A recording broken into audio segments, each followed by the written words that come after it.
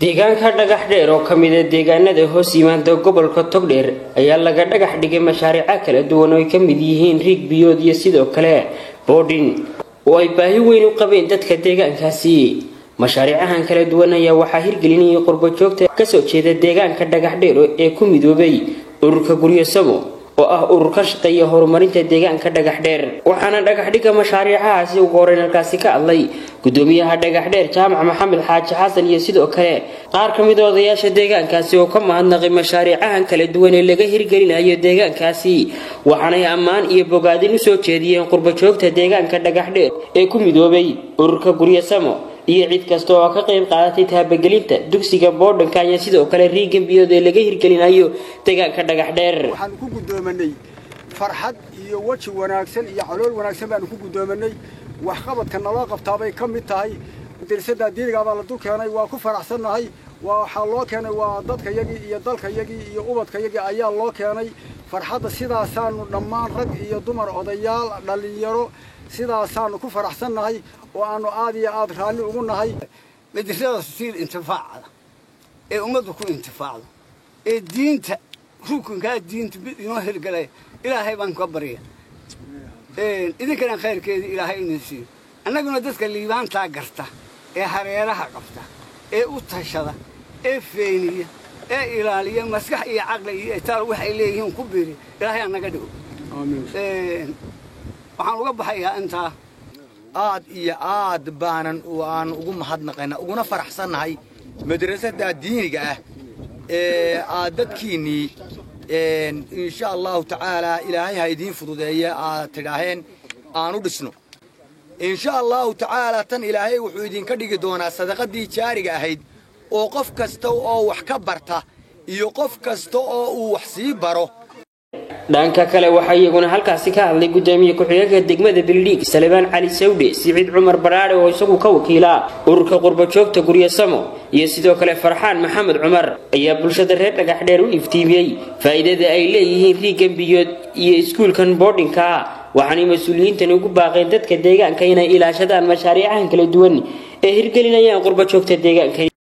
qurbo joogto xogtan reer dhagax dheer madrasadan waxa soo abuuray uma keenay uma wada imanka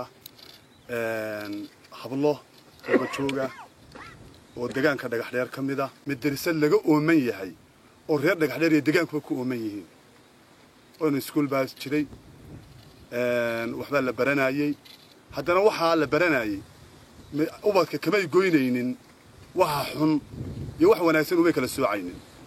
aniga oo ah ka wakiila qurbo jooga deegaankeena aamin reer UK waxaan aad ugu faraxsanahay maanta inaan dhagax dhigno madrasad islaamiya oo ay soo wakiisheen aniga hablo deegaanka u dhashay iyo odayaasha oo ka soo qayb galay.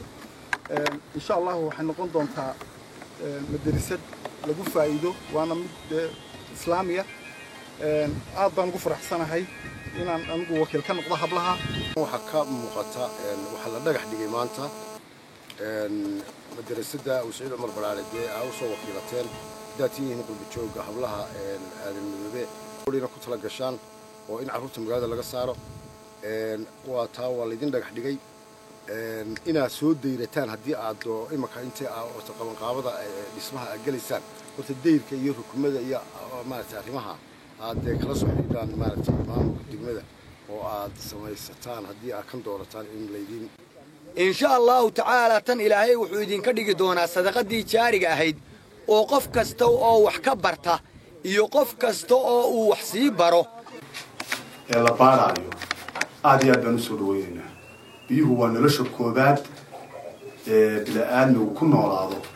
maanta laba mashruuc baa la keenay riig la doonayo in laga qodo deegaanka oo baaristiisa injineerada joogaan waanu la soconay.